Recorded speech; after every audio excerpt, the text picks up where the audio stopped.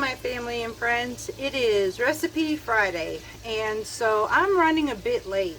Now, you're probably seeing this on Saturday, and I am so sorry. I had something come up, and it kind of prolonged me to getting this done.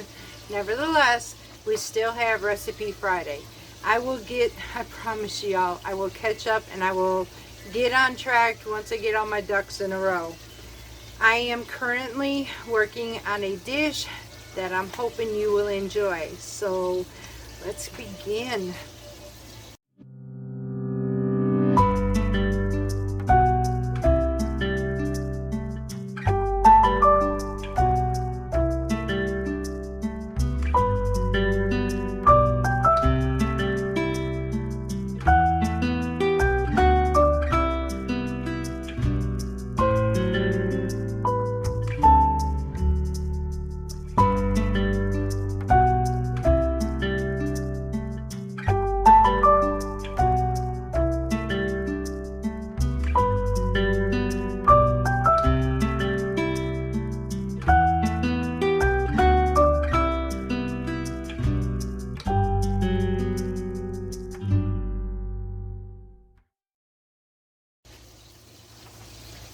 Alright y'all, so my name is Carrie and welcome to Parton's Heritage Homestead. If you are new to the channel, please hit that subscribe button and that like button. It helps me go a lot further because more and more people are starting to see our channel as we are a Mediterranean urban homestead. And those of you who have been with me and those who are just coming back, welcome home. I love y'all and I'm here with a big hug for you. So, what is on Recipe Friday? Well, we know that fall and winter is coming. It just makes no sense right now when everything is hot. However, I do know it's coming. So, I am going to work on a seafood chowder. Now, this can be in territories, Spanish. In Spain, they make a fish stew. And the stew is used usually with a tomato version.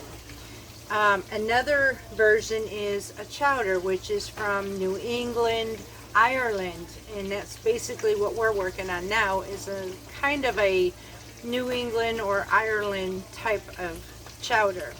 So with that, we're going to get started. I have already started doing my fish, and I'm going to go ahead and catch you up to where we're at the moment, and then we're going to move on.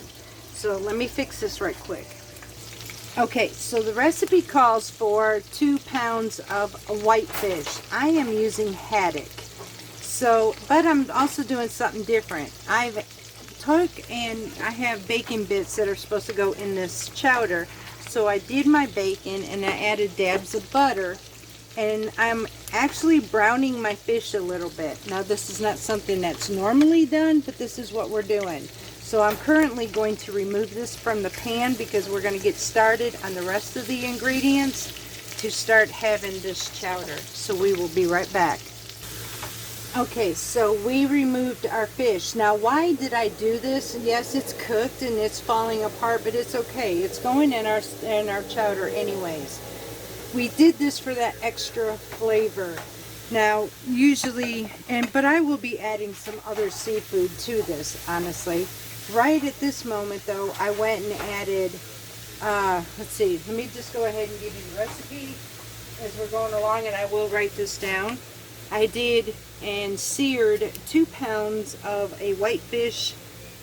I did 8 strips of bacon, cut it into slices, and we chopped that up and browned it basically for our bits. We have 1 peeled small onion, and it is thinly diced or diced up. We have thinly sliced leeks, 2 of them. We are caramelizing these in this pan at this moment. So once these are nice and caramelized, you are therefore going to add some sliced or thickly sliced celery into this pan and some garlic. And this is where we're at the moment. So I'm caramelizing these, and this is caramelizing quite well. I've got my celery in here now, and then I am about to add the garlic as soon as these are finished caramelizing. So once we get to this point, we will come back and I will show you what we're going to do. Now, you can at this point, now I am going to be using white wine. You can use, the original recipe calls for a cream sherry. I don't know where to get that, so I'm going to use a white wine. You can, if you do not want to use wine, you can use a fish stock, vegetable stock, chicken stock, anything that you would like to do, or just plain water. So do know that you can do that. So I will finish this up and be right back, and we're going to add our garlic to this. Okay, y'all, so now at this point I'm going to go ahead and add the 2 minced cloves of garlic. And we're just going to bring this up to where it just brings a scent to it. We do not want to brown that garlic because it will make it bitter. And now I am going to get ready to add my piñat into here, which is my white wine, and we will be right back. Alrighty, so now we're just going to go ahead and add our piñat white wine into here in our pot, and we're going to deglaze this pan. And then cook down the alcohol in this. Oh, it smells amazing, y'all. Like I said, if you did not want to add a wine to this, there are other versions that you can do. Ooh, lordy, that smells good. Alright, so we're going to let this cook down just a little bit, and then we shall be right back.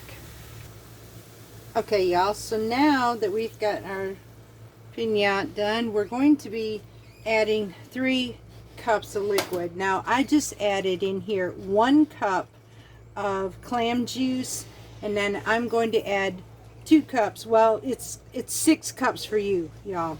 So you can add as much clam juice to you want it, but for me, I'm doing a half a batch. So you can add, like I'm doing this, 2 cups, or let's see, 3 cups chicken broth, 2 cups water, and 1 cup clam juice if you want, or you can go 5 cups of water and 5 cups of broth and 1 cup juice. Even it out to what you want, to your liking and flavor. Especially your broth, you can make chicken broth, you can make vegetable stock, you can make fish stock, which would be even better for this. But unfortunately, I don't have fish stock, so I'm using clam juice, which you can buy at Walmart, y'all. It's about $2.49 for a bottle of clam juice. And now I'm going to add 2 cups of chicken broth to this. Okay, so now we added our 2 cups of broth to here. I am going to be adding my potatoes, which is 4 Yukon Golds. Now, honestly, I went with a substitute in here, y'all. I went with the little red potatoes because the Yukon Golds, or the yellow potatoes, were stupid crazy high. So this is where we alternate for the better. Now, granted, the yellow are better for this, but the red will work. So it calls for 4 good size Yukon potatoes cut up, and so I've got my potatoes in here. I'm going to be adding 2 bay leaves. For me it's 1. And then I am going to be adding some thyme, dried thyme. And it calls for 2 teaspoons of dried thyme. So naturally, you know me, I'm doing the half version. So what you see me do, from what I'm saying, you guys are used to me by now. Okay, so now I'm going to, and I've had this on simmer basically, y'all, or low. So now I'm going to raise this up because we want to bring this to a boil, because we want to cook these potatoes in here and release that starch. This is our natural thickener. We're not adding any flour or anything. We're just using the potatoes as a natural thickener. So once this thickens, we will be right back and we will go on from here. Okay, I did forget to mention, into my broth, I am actually going to be adding an extra seasoning to this recipe. make it just a little bit more Spanish, Ireland, Irish, and I am going to add a few sprigs of saffron to this and give this a unique flavor. Not a whole lot, we just want a little bit. Now we're just going to mix this up. It'll also give it this distinct kind of yellowish color, the Spanish color. There is no right or wrong when it comes to chowder either, y'all. You can even, or seafood as that, you can add any seafood you want. Now I understand there's a lot of you who don't like seafood, but then there on the other hand there's a lot who do.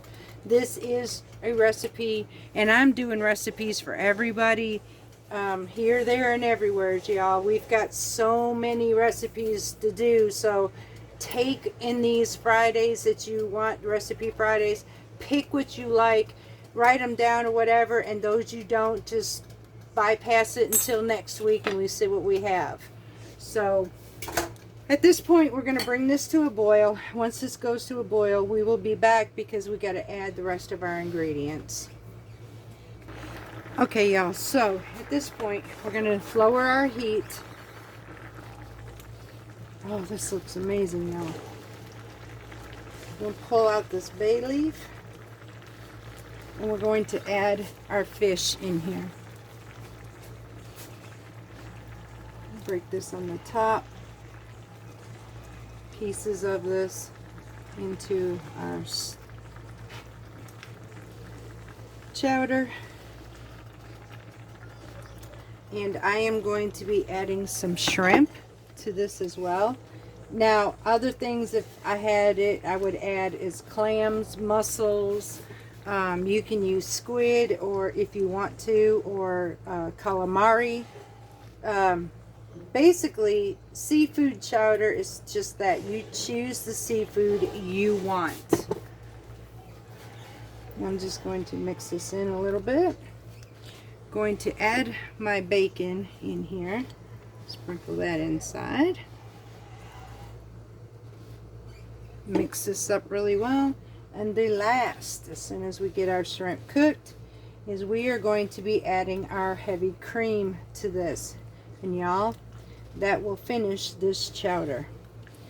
It looks, oh my gosh, y'all, it smells absolutely amazing. So we're going to cover this and allow this shrimp to cook, and we shall be right back. Alright, y'all, so it would require 2 cups of half and half. Like I said, I am doing a half version of this, and I'm not using half and half. I find that heavy cream works very well within a nice creamy chowder, so I am using heavy whipping cream. You can use half and half, you can use milk, you can use almond milk, anything that you prefer. So I'm going to add just a little bit more cream. I almost have my pan too much. This is for one person, y'all, but I'm sure hubby will eat this later sometime. It is freezable, so I will be freezing a lot of this. So he does like chowder. He's just, we're having his and hers tonight, and he is actually having, as you can see in this corner, he's having beef stew from the home canned beef chunks that we had done. So we made him a nice beef stew. Home canned beans and corn. Yep, home canned beans and corn, and instead of potatoes in his, he actually has turnips. Turnips make an alternative, a really great alternative to potatoes for a diabetic. They taste somewhat as a potato. It absorbs the flavor of your stews and soups. We tried that too. So occasionally even I'll add it. I'll make my lemon a govamono, or any of my other chicken noodles or whatever, and we will add potatoes to our chicken soups, and it turns out great. So there we have it, y'all. We have our chowder, seafood chowder done. I'm gonna go ahead and plate this up, and we'll be right back. Okay, y'all, so we are going to finish this with some freshly chopped parsley. on the top of our chowder. Put some of that in there. Now, a couple things you can do from the store. If you get fresh parsley, bring it home, put your water in your jar, put your parsley in your jar. You can keep it on your counter. It absolutely works. The same thing you can do if you pick your basil from the garden. Put them in a jar. That's what I've been doing, even with cilantro. So these are ways of preserving better. Now, I will give you a close-up to our supper tonight. I have some fresh milled roll that I have toasted. We have some our dipping olive oil dipping sauce to go with this, and I will show you the final product. And there we have it, y'all. This is our seafood chowder. We have our toasted fresh milled bread. You can choose any bread you want, or even a sourdough, baguette, anything. And then we have our olive oil. So this is our supper for the night. I hope you liked this recipe Friday, and we will see what we can get next week. So until next time, much, much love to each and every one of you from Parton's Heritage Homestead.